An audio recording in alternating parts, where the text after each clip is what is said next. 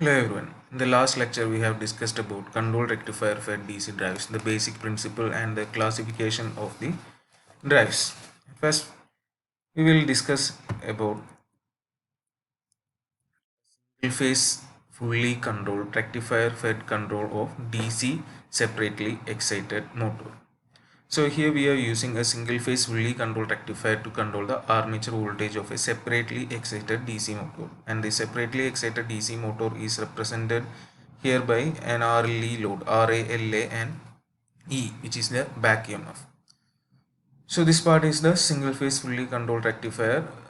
For the load part we are keeping the motor, and the working, as you already know, the working of the single phase fully controlled rectifier. It has two modes of operation, a continuous conduction mode and discontinuous conduction mode. And in discontinuous conduction mode, the current starts flowing with the turn on of thyristors T1 and T3 at omega t equal to alpha. That is T1 and T3 at omega t equal to alpha, and the motor gets connected to source and its terminal voltage equal to Vs. That is, the supply voltage will be made equal to Va, and the current which flows against both E and source voltage after omega t equal to pi falls to 0 at beta. അപ്പോൾ അതൊരു angle കഴിഞ്ഞിട്ട് ബീറ്റയിൽ extension ആംഗിളിലാണ് അത് zero ആവുന്നത്. നമുക്ക് already അറിയാവുന്നതാണ്. And due to the absence of current, T1 and T3 turn off. അപ്പോൾ T1 and T3 automatically അവിടെ turn off ആയി, and the motor terminal voltage is now equal to its induced voltage. അതായത് E ആയിട്ട് നിൽക്കും ഇനി കുറച്ച് നേരത്തേക്ക്. And when thyristors T2 and T4 are fired at T2 and T4 are fired at pi plus alpha, again current starts flowing, and the next cycle happens and this thing continues. And in the case of continuous conduction, a positive current flows through the motor, and T2 and T4 are in conduction just before alpha.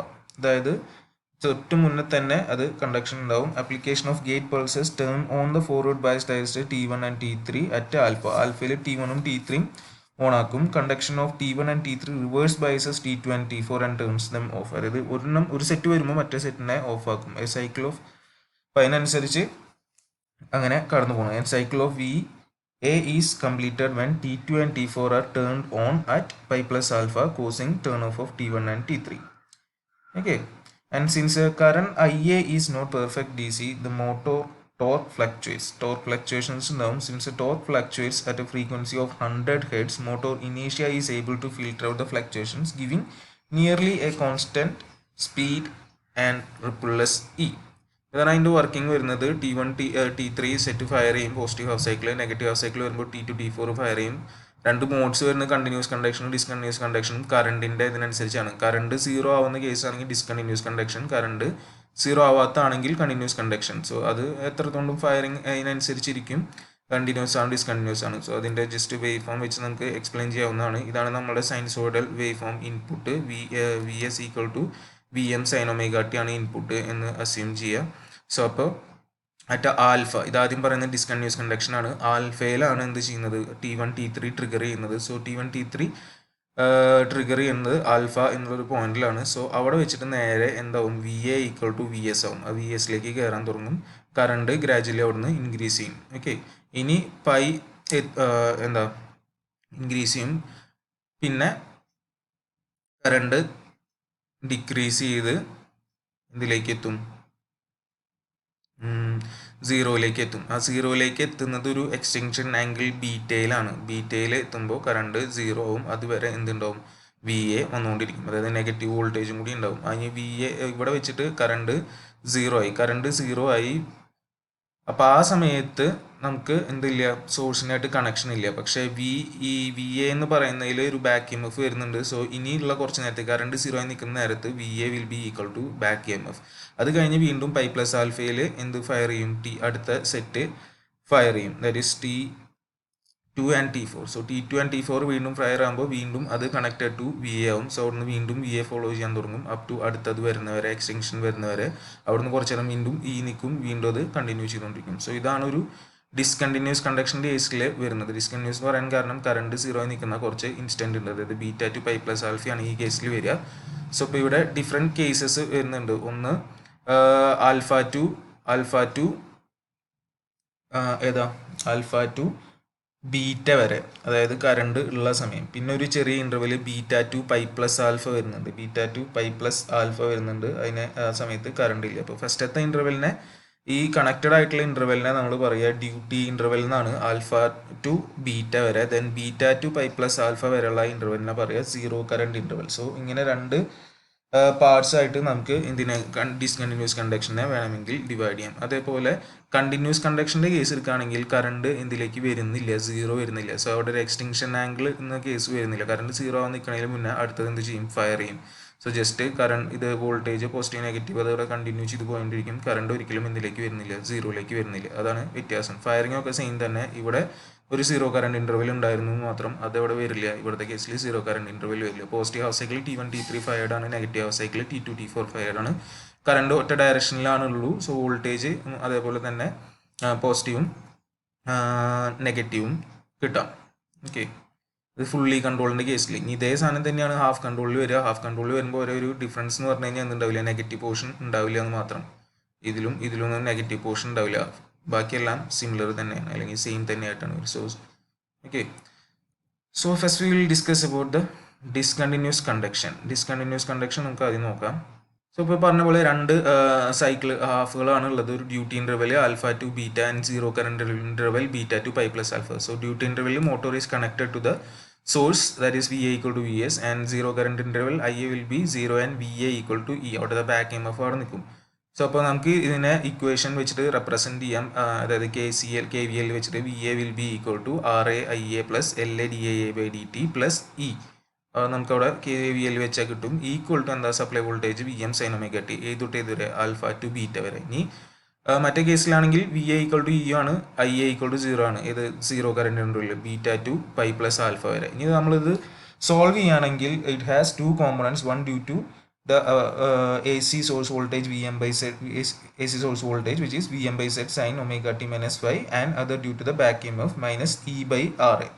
Solution എന്നോട് പറയുന്നില്ല. അപ്പോൾ each of the components has in turn a transition component, and it can be represented by K1 into e raised to minus t by tau a, where K1 is a constant and tau a is the time constant which is given by LA by RA. So അപ്പോൾ അത് എഴുതുകയാണെങ്കിൽ നമുക്ക് equation ഇങ്ങനെ എഴുതാം. ഏത് ഫസ്റ്റത്തെ ഇക്വേഷൻ്റെ solution ആയിട്ട് ഇതിൽ നിന്ന് solution IA equal to VM by Z into sine omega t minus phi minus E by RA plus K1 e raised to minus t by tau a for alpha less than equal to omega t less than equal to beta. മറ്റേ കേസിൽ IA 0 ആണെന്ന് നമുക്കറിയാം.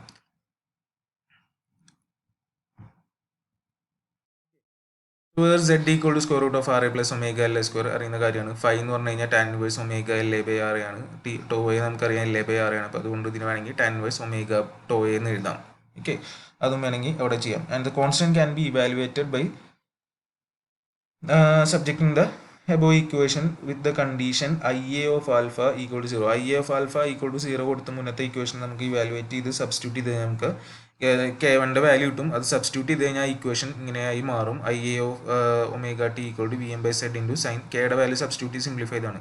VM by Z into sine omega t minus phi minus sine alpha minus phi e raise to minus of omega t minus alpha cot phi minus E by RA into 1 minus e raise to minus of omega t minus alpha cot phi for alpha less than equal to omega t less than equal to beta. And നമുക്കറിയാം IA beta equal to 0 ആണ്. So അത് substitute ചെയ്ത് കഴിഞ്ഞാൽ നമുക്ക് ഇങ്ങനെ ഒരു condition കിട്ടും. ഇത് സോൾവ് ചെയ്ത് കഴിഞ്ഞാൽ നമുക്ക് ബീറ്റയുടെ വാല്യൂ കിട്ടും. പക്ഷേ അതൊന്നും നമുക്ക് ഈ കോണ്ടെക്സ്റ്റിൽ വരുന്നല്ല, അതുകൊണ്ട് ഇത് എക്സ്പ്ലെയിൻ ചെയ്യുന്നില്ല. And since the voltage drop across the armature inductance due to DC component of armature current is 0, നമുക്ക് വേണമെങ്കിൽ എന്ത് എഴുതാം, DC കേസിൽ VA equal to E plus IR, എല്ലാം ക്യാപിറ്റലാണ് എഴുതിയിട്ടുള്ളത്, എല്ലാം DC ആണ്. VA equal to E plus IR, where VA and IR respectively the DC components of armature voltage and current respectively. ഇനി നമുക്ക് VA കണ്ടുപിടിക്കാം. നേരത്തെ നമ്മുടെ വേവ് ഫോമിൽ നിന്ന് നമുക്ക് അതിൻ്റെ ഏരിയ കണ്ടാൽ മതി. സോ ആ ഇക്വേഷൻ നമുക്കറിയാം. രണ്ട് ഇതാണ് വരുന്നത്, ഒന്ന് ആൽഫ ടു ബീറ്റയും then beta to pi plus ആൽഫയും. ആൽഫ ടു ബീറ്റയിൽ വാല്യൂ വോൾട്ടേജിൻ്റെ VM സൈൻ ഒമേഗ ടി ആണ്, മറ്റേ കേസിൽ E ആണ്. ജസ്റ്റ് ഇൻ്റഗ്രേറ്റ് ചെയ്യുന്നു, ഇൻ്റഗ്രേറ്റ് ചെയ്ത് സബ്സ്റ്റിറ്റ്യൂട്ട് ചെയ്ത് നമുക്ക് ഇങ്ങനൊരു ഇക്വേഷൻ കിട്ടും. VM into cos alpha minus cos beta plus pi plus alpha minus beta into E divide by pi.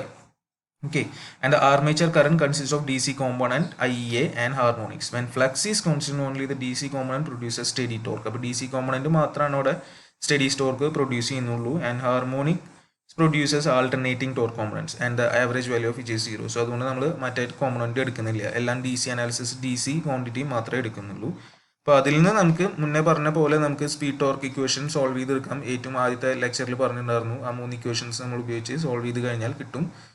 അതായത് ആദ്യം ഇ എടുക്കും, നമുക്ക് ഒമേഗ എമ്മിൻ്റെ ഇക്വേഷനിലേക്ക് ഇക്വേഷൻ എഴുതും, അതിൽ ഇ സബ്സ്റ്റിറ്റ്യൂട്ട് ചെയ്യും, എന്നിട്ട് ടോർക്ക് കറണ്ടിന് സബ്സ്റ്റിറ്റ്യൂട്ട് ചെയ്ത് ടോർക്കിലേക്ക് ആക്കി കഴിഞ്ഞ് സിംപ്ലിഫൈ ചെയ്താൽ ഇങ്ങനത്തെ ഒരു ഇക്വേഷൻ കിട്ടും. അത് ചെയ്ത് നോക്കി കഴിഞ്ഞാൽ ഈ ഒരു ഇക്വേഷൻ വരും. ഇതാണെങ്കിൽ ഇക്വേഷൻ വരിക. ഇനി boundary between continuous and discontinuous conduction is obtain when beta equal to pi plus alpha. So boundary എന്ന് പറഞ്ഞു കഴിഞ്ഞാൽ എക്സ്റ്റൻഷൻ ആംഗിളും നെക്സ്റ്റ് ഫയറിംഗും ഈക്വൽ ആവുന്ന ഒരു കണ്ടീഷനാണ്. സോ അത് നമുക്ക് ഇതിൽ വേണമെങ്കിൽ സബ്സ്റ്റിറ്റ്യൂട്ട് ചെയ്ത് കൊടുക്കാം. സബ്സ്റ്റിറ്റ്യൂട്ട് ചെയ്ത് സിംപ്ലിഫൈ ചെയ്ത് നമുക്ക് അതിൻ്റെ ക്രിട്ടിക്കൽ സ്പീഡ് കിട്ടും. Omega m c equal to